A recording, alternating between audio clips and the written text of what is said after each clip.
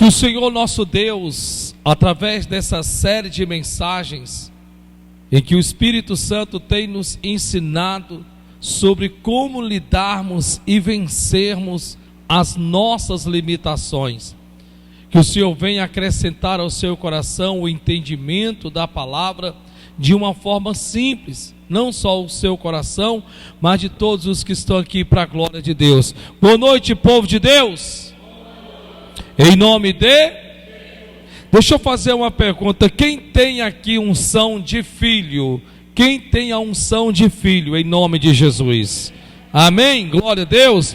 Então deixa eu perguntar mais uma vez. Só quem tem a unção de filho, só quem tem a unção de filho, só quem subiu um degrau a mais, preste bem atenção, só quem subiu um degrau a mais. Mas que degrau é este? É de deixar de ser criatura para tornar-se filho do Altíssimo. Só quem tem a unção de filho aí, dá um glória a Deus em nome de Jesus. Então coloca a mão no teu coração e diga: Pai, prepara-nos um banquete, pois a tua palavra é o nosso alimento.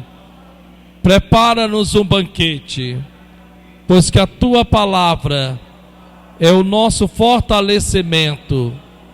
Prepara-nos um banquete, pois a tua palavra é o meu alimento.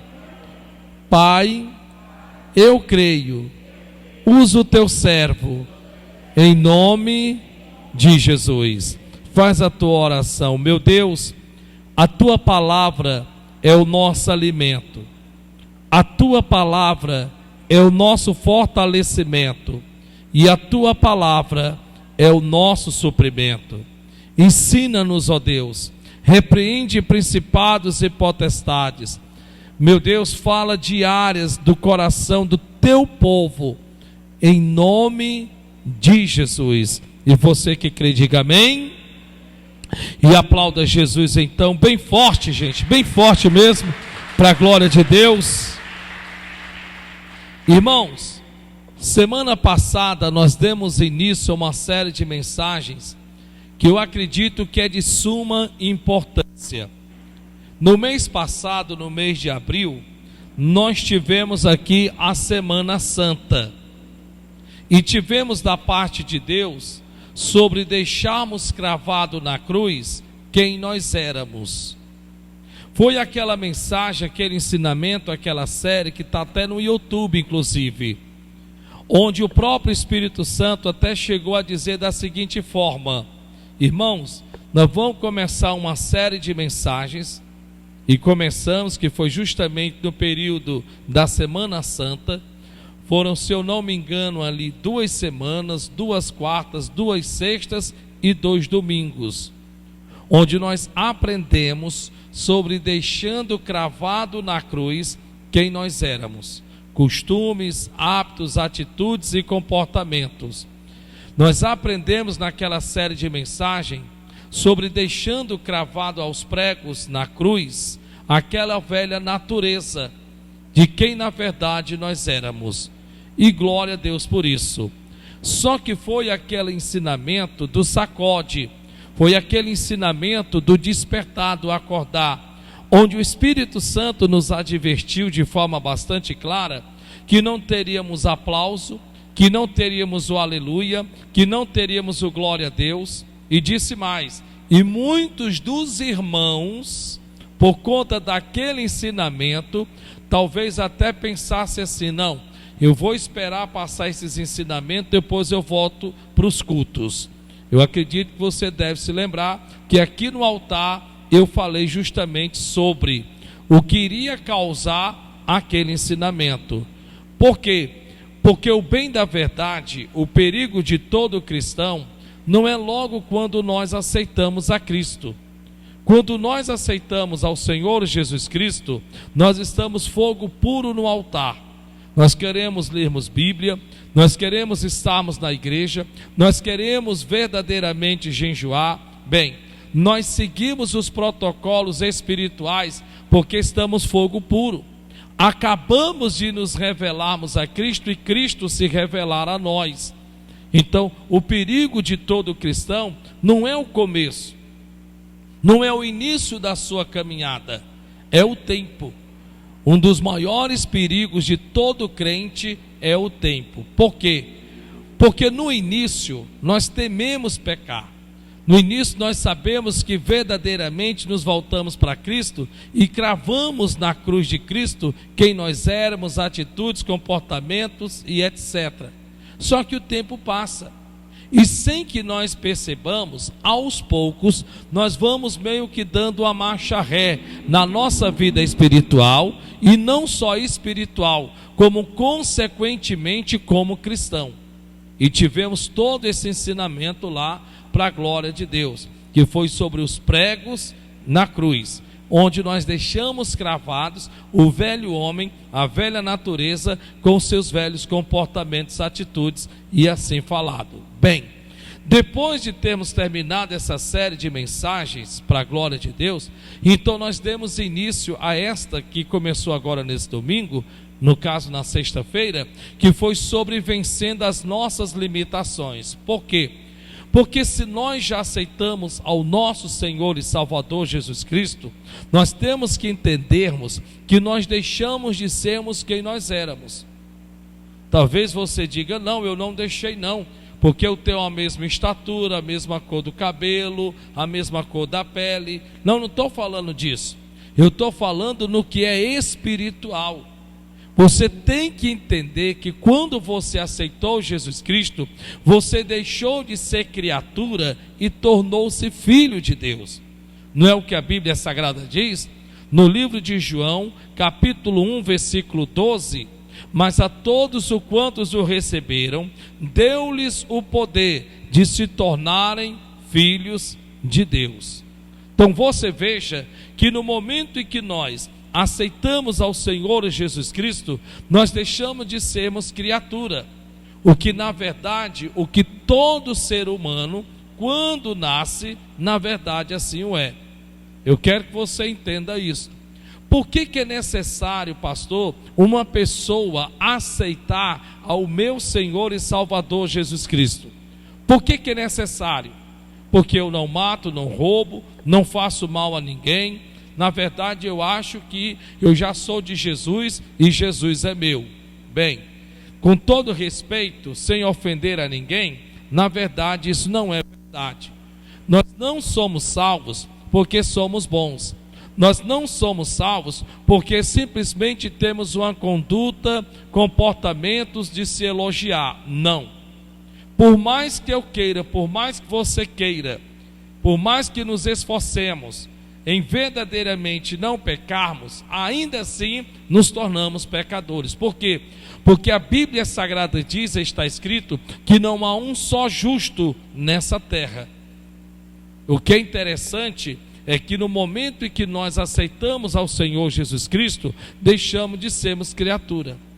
Então o Senhor quer dizer então, que mesmo que seja a pessoa qual for, veio à vida, nasceu, amém, glória a Deus, ela é a melhor pessoa do mundo. Se ela não aceitar Jesus Cristo como seu único e suficiente Salvador, ela permanece criatura de Deus. Isso mesmo, ela permanece criatura de Deus. E quando eu digo criatura de Deus, eu estou me referindo aqui a Gênesis capítulo 1, onde a Bíblia Sagrada diz o seguinte. Olha o que é que a Bíblia diz. Gênesis capítulo de número 1, versículo de número 31. Todos encontraram aí, amém? Vamos ao versículo 26, que diz assim: E disse Deus, façamos o homem à nossa imagem, conforme a nossa semelhança, e domine sobre os peixes do mar, e sobre as aves dos céus, e sobre o gado, e sobre toda a terra, e sobre todo réptil que se move sobre a terra. Nós estamos lendo aqui o plano original de Deus. No plano original de Deus, Deus nos fez santos. Em outras palavras, nós não precisaríamos aceitar Jesus, mas desde que Adão e Eva não tivessem pecado.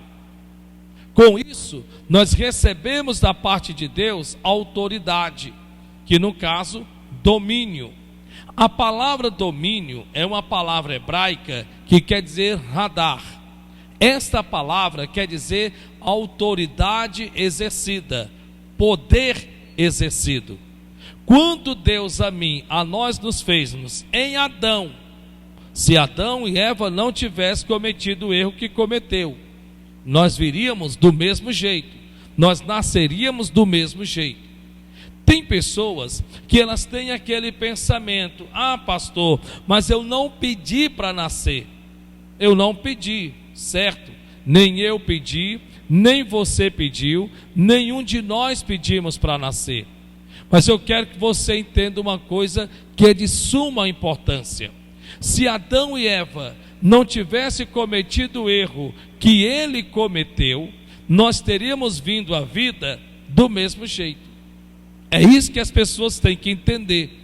Se Adão e Eva não tivessem pecado, passado a mão pelos pés, nós teríamos vindo do mesmo jeito. Por quê? Porque quando Deus fez Adão e Eva, Deus já tinha nos colocado na sua posteridade. Por isso que seria uma maldade da parte de Deus, em que Adão e Eva, tendo pecado, agora simplesmente Deus olhasse para o futuro e dissesse: o Onassis não vai nascer. Por que ele não vai nascer? Não vai nascer porque ele vai nascer pecador, porque seus pais pecaram, que no caso Adão e Eva, então ele não vai nascer. Só que aí a pergunta é: mas espera ainda, e onde é que estaria o meu livre-arbítrio? Quer dizer então que eu já seria sentenciado, julgado e condenado, sem sequer ter o direito da minha própria pessoa escolher que vida eu gostaria de viver? Se eu iria verdadeiramente rumar numa vida com pecados, ou de repente eu iria fazer de tudo para evitar levar uma vida pecaminosa? Que Deus é esse então? Que Deus é esse em que Ele agora simplesmente iria me barrar, impedir a minha vinda, o meu nascimento, já me julgaria, me condenaria e me sentenciaria à condenação, que era o afastamento total de Deus, ao inferno, sem sequer ter eu o direito de lutar pela minha salvação? Nem. Isso não era um Deus, era um carrasco. É isso que você tem que entender. Pessoas mantêm aquele pensamento e abrem suas bocas e dizem: não, eu não pedi para nascer, eu não pedi. Se Deus permitiu que eu viesse, problema dele. Não é problema dele. O direito que Ele nos deu de termos vindo à vida foi justamente a justiça de Deus. A justiça de Deus é tamanha, porque mesmo Deus sabendo que nós podemos escolhermos entre a vida e a morte, quando eu digo a vida, eu falo a Cristo, ou a morte, quer dizer, a condenação, a separação e a destituição total de Jesus Cristo do próprio Deus. Deus é tão justo que Ele permitiu-nos com que viéssemos à vida. Por isso que Ele então vai dizer na sua palavra: mas a todos os que com a sua boca o confessarem e o aceitarem e o receberem como Senhor de suas vidas, verdadeiramente serão salvos. Então agora, em Jesus Cristo, para a glória e louvor do nome do nosso Deus, nós nos tornamos não só criaturas de Deus, mas agora nos tornamos filhos do Altíssimo. Você é filho de Deus, você é filha de Deus. Agora preste atenção numa coisa. Nós acabamos de ler agora o plano original de Deus. Qual era o plano original de Deus? Quando Deus fez Adão e Eva, Deus colocou dentro deles, e consequentemente também iria chegar até nós, se Adão e Eva não tivessem pecado, o qual ele chama de domínio, autoridade. Então todos nós nasceríamos com essa autoridade que veio através de Adão e Eva, que foi determinada constituída, delegada e nos entregue e nos dada pelo Senhor nosso Deus. Só que Adão e Eva pecou. E quando Adão e Eva pecaram, nós fomos destituídos. É isso que eu quero que você entenda. Nós fomos destituídos. Por isso, em que infelizmente vence a depressão, a angústia, o medo, o sentir-se insignificante, o sentir-se para baixo e tantos sentimentos dos quais nós nunca éramos para sentir. Nunca e jamais nós deveríamos nos sentirmos com medo, porque nós teríamos autoridade para exercer o poder. Nunca que nós iríamos nos sentirmos vazios, porque nós teríamos autoridade para lidarmos com isto, ou qualquer outra coisa, seja ela qual fosse.